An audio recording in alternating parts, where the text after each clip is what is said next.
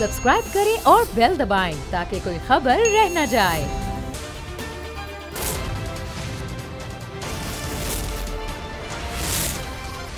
शाह महमूद कुरैशी साहब ने हमें ज्वाइन किया है, साबिक वज़ीर ख़ारजा। शाह महमूद कुरैशी साहब, ये तो बहुत बड़ा एक हमें नज़र आ रहा है एक सुप्रीम कोर्ट की तरफ से इक़दाम कि जो मुनहरिफ अराकीन हैं उनके तो वोट काउंट ही नहीं हो सकते। जब काउंट ही नहीं हो सकते तो फिर तो हमजा साहब के तो इलेक्शन ही नहीं हो सका वज़ीर आला, इसका मतलब है बने ही नहीं वो कभी।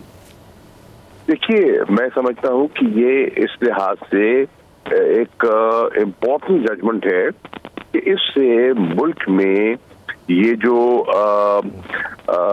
ज़मीर फरोशी थी या जो मुनहरिफ लोगों ने वक्त मुख्तलिफ अदवार में हुकूमतों को ब्लैकमेल किया अपने वोट के बलबूते पर, इस पर कोई ठहराव आएगा। और ये जो पंजाब की हुकूमत है, इस फैसले के बाद तो मैं समझता हूँ कि ये अब नहीं ठहर सकती कि इनके पास अक्सरियत नहीं रही। इनके जो ये 25 लोग हैं जिन्होंने ज़मीर फरोशी करके इनको वोट दिया, ये और उनका भी फैसला इलेक्शन कमीशन ने गालिबन कल देना है। और उनका अगर वोट शुमार ही नहीं होता तो फिर तो हमजा शहबाज ना अक्सरियत रखते हैं हाउस में और ना ही एतमाद का वोट लेने की पोजीशन में है। 186 वोट दरकार थे, वो 186 वोट लेने के पोजीशन में नहीं रहे। इसके साथ साथ अब देखिए कि इतना अरसा हो गया उनको हलफ लिए, लेकिन काबीना की तश्कील नहीं हो पाई। और सुप्रीम कोर्ट के फैसले की रूह से काबीना की जो तशरीह है वो सिर्फ वजीर आला नहीं है, वजीर आला अलॉन्ग विद मिनिस्टर्स काबीना है, ये काबीना बनती है और उसके फैसले जो है वो मुकद्दम होंगे। अब ये जो फर्द वाहिद जो फैसले कर रहे हैं, इनकी कोई कानूनी आईनी हैसियत नहीं है। तो मेरी नज़र में हमजा समाज तो फारिग हो गए और ये अब ज्यादा देर नहीं ठहर सकेंगे। अच्छा, टेक्निकलिटीज का सहारा शायद लेने की कोशिश करें, लेकिन आपकी आवाज बहुत ना होने के बराबर है जी। अच्छा, मैं गुजारिश कर रहा हूं कि शहबाज शरीफ साहब ने इतनी कोशिश करके अपने बेटे को वज़ीर आला बनाया, तो वो इतनी आसानी से इस सबको गिरने तो नहीं देंगे। कोई टेक्निकलिटीज में तो वो जाएंगे कि जी ये अभी देखना होगा कि कोई आपने लिख कर नहीं दिया, आपने बाकायदा हर एक को बुलाकर बताया नहीं था कि जनाब किसको वोट डालना है किसको नहीं डालना, वो तो काफ लीग के हिसाब थे, इस तरह की बातें करेंगे। देखिए, अर्ज ये है टेक्निकलिटीज का सहारा लेने की उनके वकला ने पूरी कोशिश की अपने आर्गुमेंट्स में, लेकिन एक चीज बड़ी वाज़ेह है कि लोगों ने फ्लोर क्रॉस किया, लोगों ने डिफेक्ट किया, उन्होंने वोट दिया, पार्टी की इंस्ट्रक्शंस के खिलाफ वोट दिया, अपने मैंडेट से मुनहरिफ हुए। ये तो किसी के बड़ा वाज़ेह है, इस पे कोई अभाम नहीं है। और इसके बावजूद अगर कोई वो टेक्निकलिटीज की शील्ड लेते हैं तो मैं समझता हूं कि उसके बड़े भयानक जो है सियासी असरात होंगे। मैं नहीं समझता कि लोग उसको कबूल करेंगे। और सुप्रीम कोर्ट की इस फैसले के बाद मैं समझता हूं कि इलेक्शन कमीशन को मजीद सोचो विचार करना होगा और क्लैरिटी से कोई फैसला करना होगा। अभी भी इलेक्शन कमीशन बचा सकता है, क्योंकि आप के बड़े तहफ़्फ़ुज़ात है तहरीक इंसाफ के। इमरान खान साहब तो बड़े सख्त खिलाफ इलेक्शन कमिश्नर के कि वो बिल्कुल नून लीग के एक अदाकार बने हुए हैं। तो इलेक्शन कमीशन कुछ कर सकता है, बचा सकता है हमजा साहब की गवर्नमेंट को? देखिए, इलेक्शन कमीशन एक ऐसा इदारा है जो आईनी इदारा है, उसकी बुनियादी जिम्मेदारी है शफाफ इलेक्शंस का इनेकाद, उनकी बुनियादी जिम्मेदारी है आईन और कानून के मुताबिक अपनी कार्रवाई को आगे बढ़ाना। हम तवक्को करते हैं कि वो अपनी इस जिम्मेदारी को बतरीके समझते हैं और उस पर ओहदा बरा होने की सलाहियत अहलियत रखते हैं।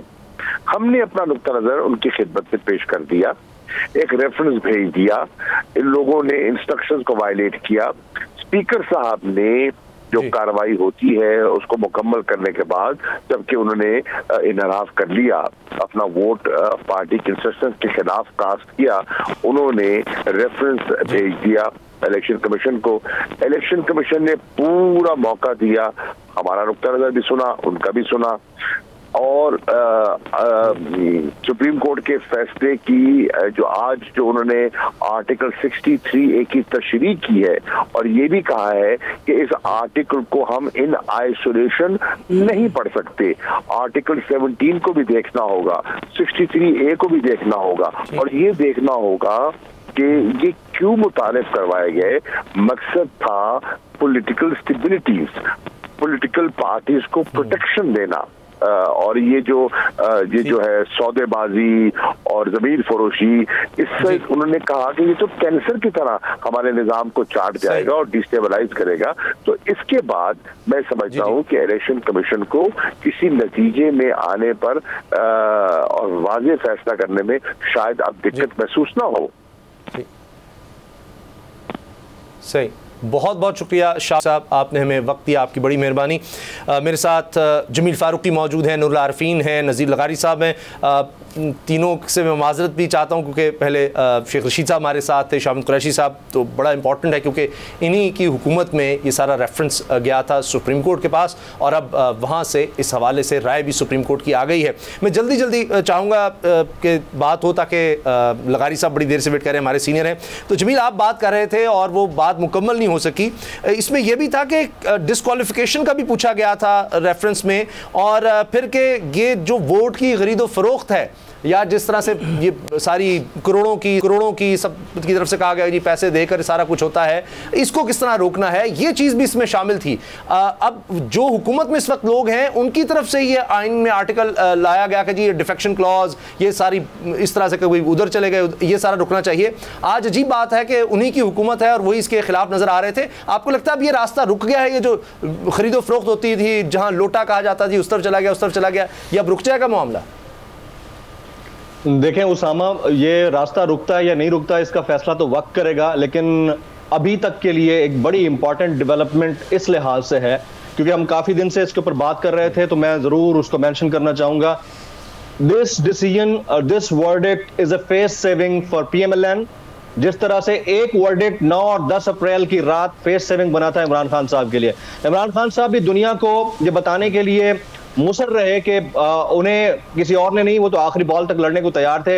एक कोर्ट का वर्डिक्ट आया जिसके ऊपर उनको जाना पड़ा, और अब मियां शहबाज शरीफ साहब हो या हमजा शहबाज शरीफ साहब हो, क्योंकि हाफ ऑफ द वे जो डिसीजन आया है उसके मुताबिक वोट काउंट नहीं होगा। जब वोट काउंट नहीं होगा तो अगर प्रेसिडेंट वोट ऑफ कॉन्फिडेंस लेने के लिए मियां शहबाज शरीफ साहब को कहते हैं, तो मेरा नहीं ख्याल कि उनके पास इससे बेहतरीन कोई ऑप्शन होगा कि वो डायरेक्ट समरी भेज दें प्रेसिडेंट ऑफ पाकिस्तान को कि असेंबली तहलील कर दी जाए, क्योंकि वोट ऑफ कॉन्फिडेंस लेने की वो पोजीशन में नहीं होंगे।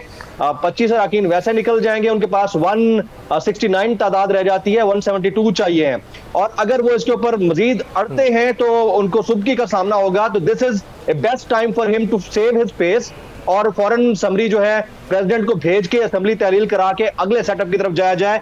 ये फेस सेविंग मिली है PMLN को, मार्क माई वर्ड्स, इससे बेहतरीन टाइम PMLN के लिए नहीं हो सकता कि वो अपना फेस सेव करे पॉलिटिकली, क्योंकि अगर वो खुद से असेंबली तहलील करते इस वर्डिक्ट से पहले तो उनके गले पड़ जाता कि आप ये डेढ़ या सवा महीने की हुकूमत लेने की आपको जरूरत क्यों आई थी। पीपल्स पार्टी ने वैसे इन्हें they had forced them to lick the dust, मजबूर कर दिया जरदारी साहब ने इनको, और आज वो हौसला दे रहे हैं उनको कि शाबाश हाजी शाबाश, टेंशन नहीं लो, तुम प्राइम मिनिस्टर हो, तुम करके देखो। तो उधर से शहबाज शरीफ साहब वो फंस गए हैं, हमजा शहबाज तो बहुत बुरी तरह फंस गए हैं। तो मेरे ख्याल में this is high time for the stakeholders as well as the parliament, both the parliaments, national assembly और पंजाब असेंबली, कि उनको फेस सेविंग मिली और इससे जान छुड़ाए। ये बताएं लगारी साहब कि ये क्या होता है कि मियां नवाज शरीफ साहब को मुश्किल वक्त में जरदारी साहब की जरूरत क्यों पड़ जाती है? वो मुझे याद आ रहा है कि इलेक्शन का बायकॉट 2008 में करने जा रहे थे, लेकिन फिर उनको समझाया गया कि ये ना करें, और फिर आप देखें कितना फायदा इससे उठाया। आज लगता है जरदारी साहब उनको समझा रहे हैं कि हौसला करें, हिम्मत करें।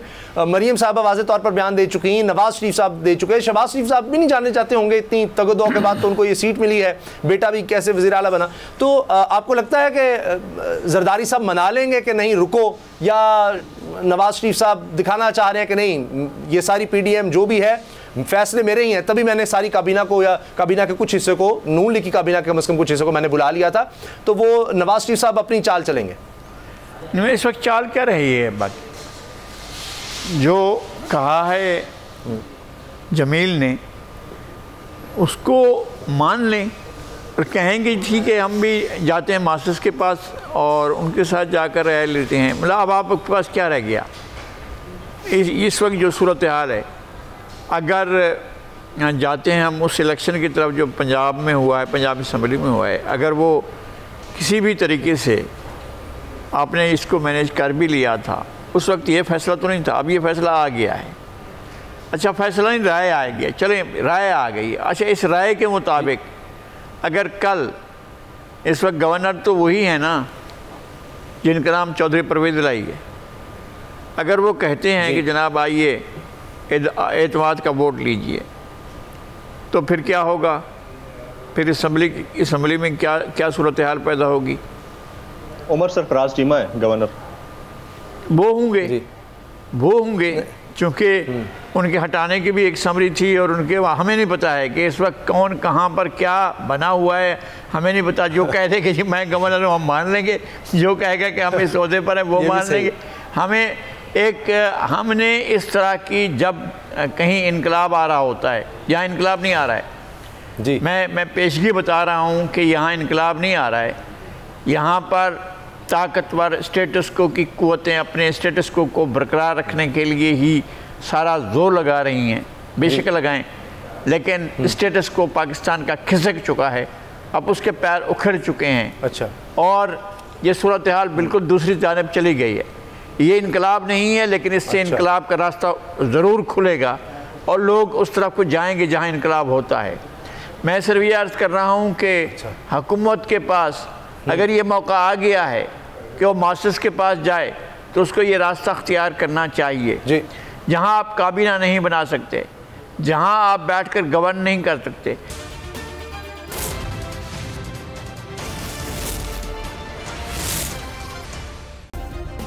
सब्सक्राइब करें और बेल दबाएं ताकि कोई खबर रह न जाए।